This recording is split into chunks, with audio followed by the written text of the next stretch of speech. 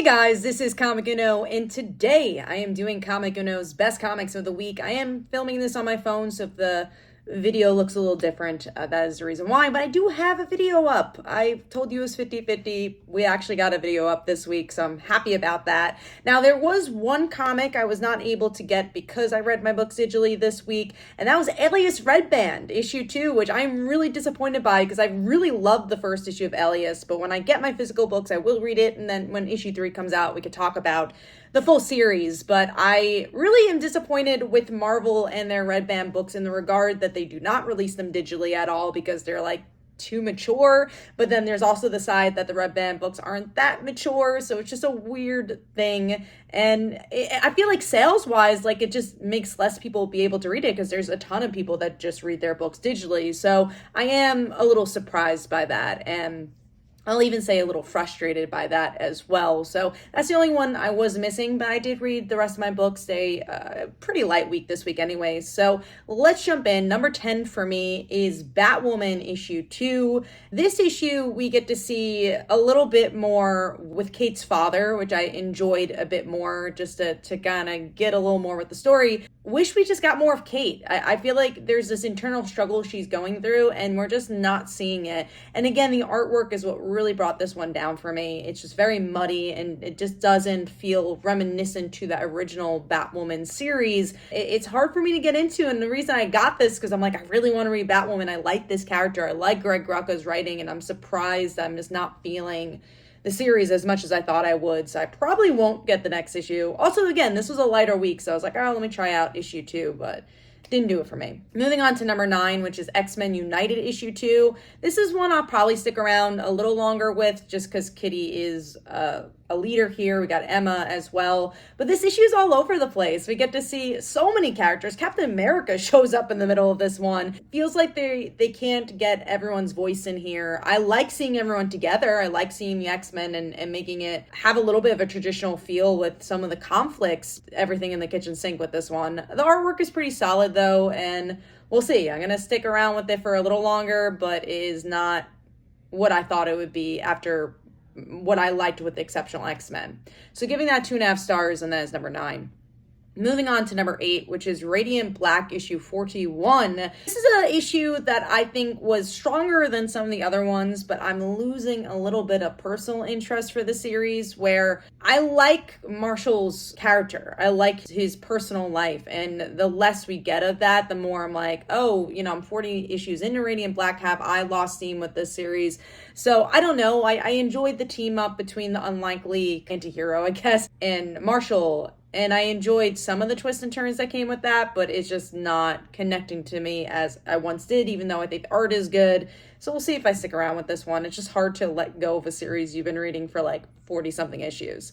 So giving that 2.5 stars, and that's number 8. Moving on to number 7, which is Dead Teenagers issue 2. This is an Oni Press book.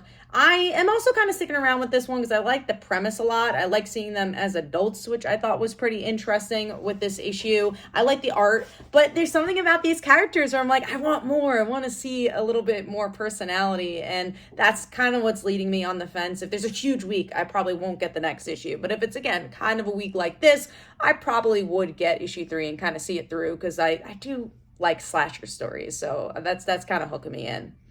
Moving on to number 7, I gave that 3 stars. Moving on to number 6, which is Magik and Colossus issue 3. This issue, I enjoyed the art, and I like their relationship. I think having a series about them in particular, instead of just having separate series, makes sense. Does it blow my mind? No, I've never been a huge fan of either individually, but I do feel like a brother-sister relationship can be a very good hook for a book. I think the artwork is pretty solid for the book and very clean and works for the magic side of the series. But is there a wow factor here? I don't know. That's kind of been the problem with some of these miniseries from X-Men, is that there hasn't been much of a wow factor.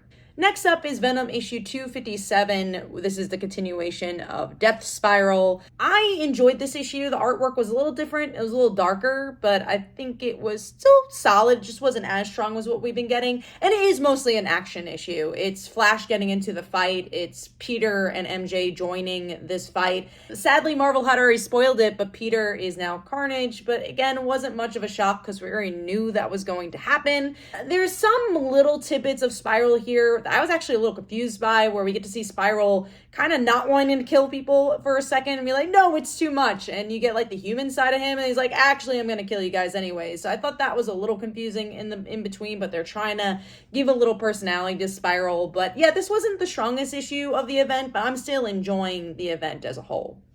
Moving on to number 4, and I did give that 3.5 stars. Moving on to number 4, which is New Titans issue 34. And with this issue, I love the art. The art is so crisp for this series and feels like a flagship art style, which is something I would love to see more for series like Teen Titans. And I liked how it connected to the overall story with what we got with DCKO, and it connected more to like the DC universe.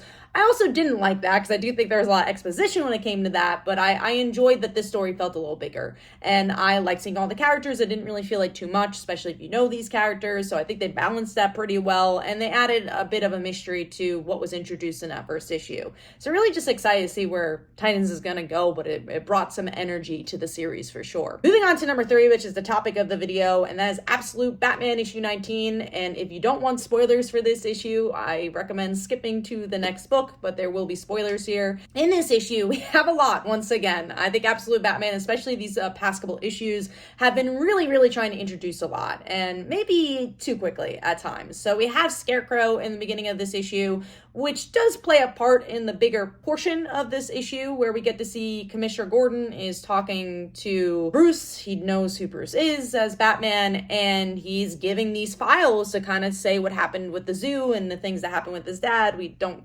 exactly know, and then he ends up dying, it seems like. At least that's what's revealed. You don't see the body or anything, but it's like, oh, Commissioner Gordon is dead, and it's Batman's fault. So now Slade Wilson has joined, and he has this Robin team that's coming along with all your favorite Robins. You got Steph, you got Duke, you got Tim, you got Jason. It's, again, all your favorite Robins there, and they are kind of like this militant group that is going to be in place of Batman and obviously kind of fight Batman because of it. So a very different version of the Robins, which I'm so excited for. I'm really excited for issue 20 as a big Robin fan. But also I didn't see the twist coming. And again, I don't know if it's going to stick, but if Jim Gordon is dead and it's all Batman's fault, I think that's a really interesting twist of, especially with the connection of his mom, where she's going to go with her story. So I thought this was a really solid issue. Again, my only critique is that there was a lot in it. Like, I didn't even talk that much about the Scarecrow stuff because I'm like, oh yeah, the end I felt like had so much more meat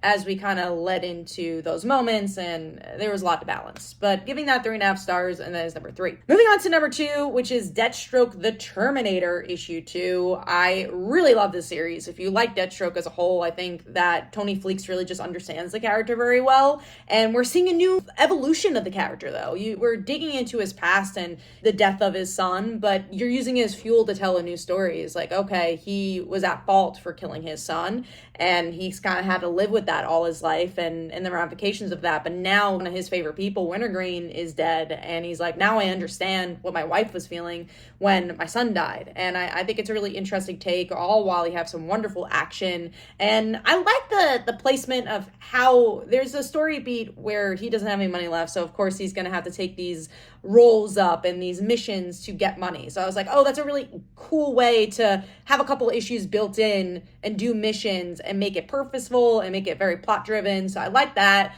Yeah, I think it's just a really solid series. If you like Slade, if you like Teen Titans and that side of the DC universe, I think you're gonna love this book just as I have been loving this book. So giving that 4 stars, and that is number 2. Moving on to number 1, a new indie book, kind of, it's issue 2, but Narco issue 2. Man, oh man, I love this creative team. They tell a story very well, especially when it comes to pacing. Last issue, especially issue 1s in general, they tend to tell you a lot of information. You're like, okay, so where are these issues gonna go if I already know everything from issue 1? And this issue did a good job of making you learn a lot about the character without it feeling like exposition. And you really feel for this character. Only on issue 2, you're like, damn, I care about this guy. I want to see what happens. I want to see what happens with this mystery. All while you do have characters from other titles that this creative team has done. I'm just really impressed by the storytelling and just like how much I feel for these characters. And I just think it's a really well done character story, all while really moving the plot as well, which is what I love about a good indie miniseries, is that you kind of do have to move and you have to really get people hooked. So giving that one 4 stars. That is my pick of the week. Again, the only book I didn't have is Alias, but I will be reading that as time goes on. That way I could continue, because I feel like that would have been my top 5. I really enjoy that book. But let me know in the comments below what your pick of the week was. This is Comic Uno, and last week's pick of the week unanimously was Firestorm. Hopefully you guys enjoyed. This is Comic Uno, and I'll see you guys in the next one. Bye.